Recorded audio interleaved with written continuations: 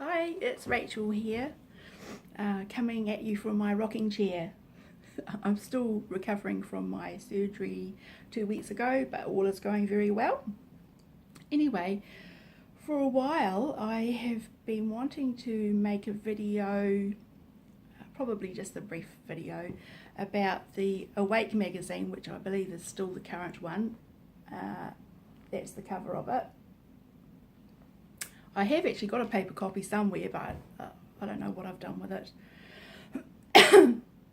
So 12 Secrets of Successful Families.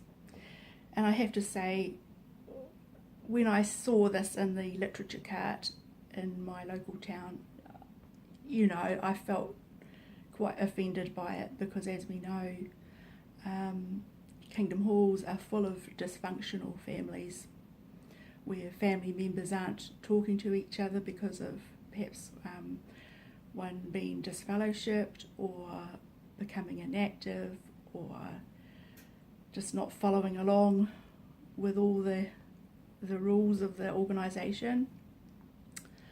And of course we see problems where children who are born into the organisation, it's not been their choice. It's just an accident of which family they're born into. And we see some of them living double lives. So in other words, they're hiding from the appearance, hiding what they do. They feel they can't come to the appearance because basically I guess they don't want to upset or displease the appearance, and don't want to be abandoned by the appearance, because we do see that. We see some witness parents will actually kick their fairly young teenage, perhaps 16, 17-year-old teenagers out of the family home because they no longer want to go to meetings, or they've been looking at apostate websites, which happened in the United States recently. I think a couple of youngsters were kicked out of home because they watched the W5 documentary in Canada. Shocking. So Jehovah's Witness families try to put on the smiley face, oh yes, our family is perfect, but they really are. There's quite a degree of pretense, and it's all about appearances and looks, unfortunately. And it really is the kids, the children and the teenagers that I feel very sorry for. And when this magazine came out, there's like chapters in it, if you like, that are aimed at different family members, like husband and wife, parenting, parents, children and teens. And the chapter that was specifically talking to teenagers was one called Identity. For young people, it says. Identity. Watchtower should not be instructing or advising teenagers about identity when they tell them what they must be. So it just boggles the mind. Anyway, I'll just read what it says. Identity, what it means. Your identity goes far beyond your name and appearance. It involves your values, beliefs, and character. Really, your identity is everything that makes you, you, both inside and out. So that's true, isn't it? But how many youngsters and older ones in the congregations must suppress their identity? For example, we know now that there are many younger ones and older ones, of course, who inside feel that they have the same sex attraction, but they must suppress that very big part of their identity, which must really be very difficult given all the negative, horrible things they must hear other congregation members say about homosexuals. Must be very hard. Okay, under the heading, Why It Matters, it says, when you have a strong sense of identity, you stand up for your beliefs instead of allowing your peers to control you. Isn't that interesting? So if you have a belief other than what the Watchtower teaches, and your peers are all trying to control you, the Watchtower magazine is telling you what to believe and what to do and what to think and how to act, and your parents are, and everyone in the congregation is. If you have a strong sense of identity, you can stand up for your beliefs. But of course, this magazine makes the assumption that everyone reading this agrees with the Watchtower, agrees with all the teachings and everything. This is an interesting quote from a boy called Adrian. A lot of people are like the mannequins you see in a store display. They don't choose the clothes they wear, others do. Oh my goodness! I mean, this is actually what happens in the congregations of Jehovah's Witnesses. In fact, literally, because you can't choose the clothes that you want to wear to the meetings. You can't wear tight pants. You can't wear yoga pants. You're expected to dress a certain way. The brothers have to wear suits and shirts and ties, at least in Western countries. Sisters can't be showing much skin, well, they're not supposed to. Like, dresses should be below the knee. They shouldn't have big cleavages and shoulders sticking out everywhere. So, yes, literally, witnesses can't really choose the clothes they wear. And it's quite funny where it talks about mannequins, because, is it mannequins or mannequin? Mannequins. Anyway, I had a friend, she used to be my next door neighbour, and not a witness, lovely, lovely lady. And one day she told me that she had a dream where she went to the Kingdom Hall, and when she went inside, everyone there was like a mannequin, just looking like how you see witnesses looking in the magazines, but all kind of without personality and just creepy. It would have been quite creepy, actually. She certainly found it creepy. Okay. Another quote from a young lady. I've learned how to stand up for what is right, even when it's hard. I can tell who my real friends are by how they act and by how I act around them.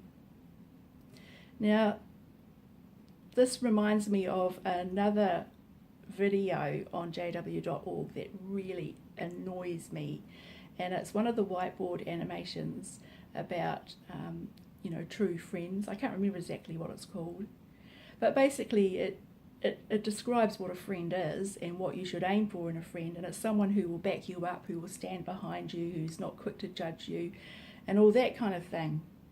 But that kind of friend is not easy.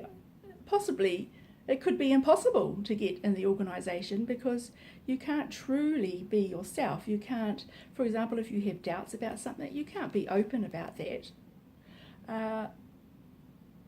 If you get into a bit of trouble, perhaps if you're a teenager, you make a silly decision, like you go to a party and you end up getting drunk and someone takes a photo of you or something in that state. You can't really tell your friends, because you'll be reported on. They'll take it to your parents, the elders. So, I mean, some things a teenager might do might genuinely endanger them, but when you think of the consequences to a teenager for getting offside with the Watchtower, it can result in estrangement from parents. And we've got to remember that teenagers are still growing up. They're still kids. They've got normal, they're trying to work out where they fit in the world, and still learning how to make good decisions and form relationships with people and that. So, you've got to cut them a bit of slack. But no, a lot of these kids, they have to hide what they do from the people that truly do love them, from their parents. And that's what breaks my heart, really. I've seen it in the congregation I used to be in, where teenagers, they would be, butter wouldn't melt in their mouths at the Kingdom Hall, and they'd be out in service in the weekend. But at school, potty mouths, hanging out with boys, travelling up the country with them and that sort of thing, and boys sleeping around with girls and stuff. It happens. Parents haven't got a clue, not a clue. And, if these kids get into trouble, who do they turn to? If they can't turn to their witness parents because they might reject them and abandon them. So that's very, very sad. I think it's very, very hard for a parent to have a truly healthy relationship with and good communication with their kids. It's a real tragedy. Anyway, getting back to this article, it says what you can do. Develop a sense of who you are now and who you want to become by analysing your strengths, your weaknesses and your convictions. A good way to start is to answer the following questions. Strengths. What talents and skills do I have? What a pointless question to ask. I mean, a lot of kids, witness kids, have talents and skills, but are they allowed to pursue them? It might be a musical talent, an artistic talent. They might like being on the stage, sports talent. What is the point of them having these talents when they can't pursue them? Then it says, what are my strong points? For example, am I punctual, self-controlled, hard-working, generous? What positive things do I do? Yeah, they should have left out the talents and skills because it's meaningless for witnesses. Okay, it goes down to look at what your weaknesses are and your moral code. Anyway, down the bottom, under the Learn More part, it points readers to this brochure. And again, this has some similar points to what I've just read in this first part, Who Am I?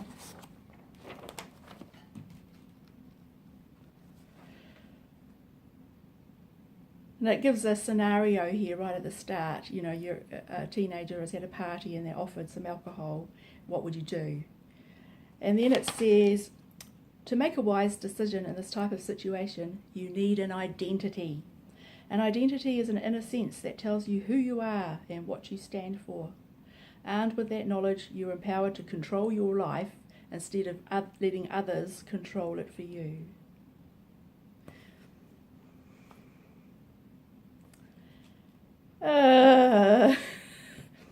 Okay, as we know, kids born into Jehovah's Witnesses have pretty no control over that, really.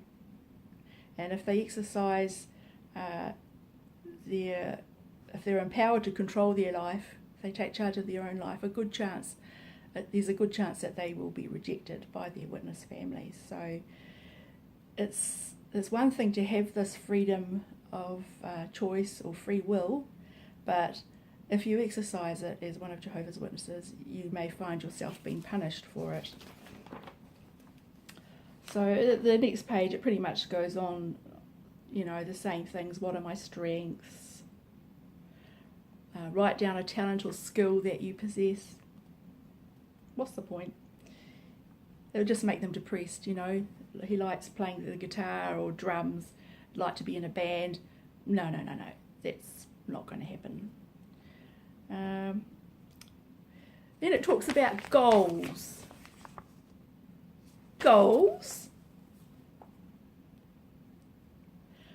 give your life direction and keep you from going in circles. You have somewhere to go and a plan of how to get there. Write down 3 goals that you would like to reach within the next year. I'd like to join the school band. I'd like to be in the school marching team. And I'd like, No. Those are not the kind of goals that the Watchtower wants you to have. The kind of goals that they want you to have is things like answering up more to Watchtower study, becoming a ministerial servant, auxiliary pioneering 1 month of the year, things like that. Watchtower goals, They're the only goals that are acceptable in the organisation. Any other goals that you have, you will find that are outside the organisation, you will find yourself being judged. Well, if you've got time to do that, you've got time to be pioneering. Don't you know that the system is going to end very soon? What's the point of getting involved in the school band? Worldly associations, blah, blah, blah, blah, you know. So it's kind of crazy. In the next section there, it says, what are my convictions? Without convictions, you'll be indecisive. Like a chameleon, you'll change colours to blend in with your peers, a sure sign that you don't have your own identity. And doesn't that kind of happen, you know, with the kids that do live double lives, and even with a lot of the adults, witnesses? They will be, at work, they'll be one way, with their families, they'll be another way, in the congregation, they'll be holier than thou. Sort of just changing your colours to fit in with those around you, to some degree. Of course, you know, a lot of witnesses will really, you know, they'll have their witness hat on 24/7, but a lot of them don't. If a lot of adults don't, then a lot of kids aren't going to either, are they? Okay, it goes on to say, when your actions are based on your convictions, you maintain your identity regardless of what others do. So it gets the reader to analyse themselves. What are your convictions? Do you believe in God? And then it says, if so, why? What convinces you of his existence? So, I mean, is this magazine, is this brochure, just, who's the audience here? I guess it's meant for placement with teenagers that are outside the organisation as well as those in. But of course the whole point of this brochure is to bring young ones into the organisation, isn't it? To get them studying the Bible. And it's been going through all this stuff about goal setting and your skills and talents. But once you become a witness, you can't pursue those goals that you might have had before becoming a witness, and you can't pursue those skills and talents that you may have. So it's a bit of a trap, isn't it? It's like a trap. But it gives the wrong impression, doesn't it? It gives the wrong impression to people.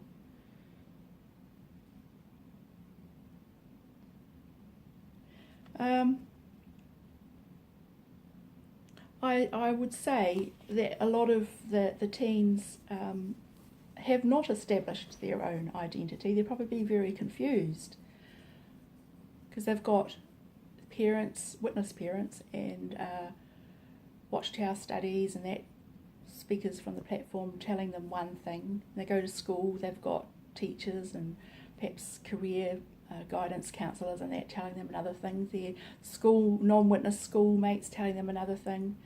They probably are like blowing around in the wind. It says here, would you rather be like a fallen leaf that gets blown around by every mild breeze, or a tree that withstands even powerful storms? Strengthen your identity and you'll be like that tree. True, but so many young ones do not have a strong identity. They're obviously not really convinced of the truth, you know, yet they have all this pressure on them to conform to it and to believe it, just believe it and preach it. So much pressure when inside they may not be convinced, or they may even, you know, it's not unheard of that there are witness kids that would actually describe themselves as atheists, and adults too.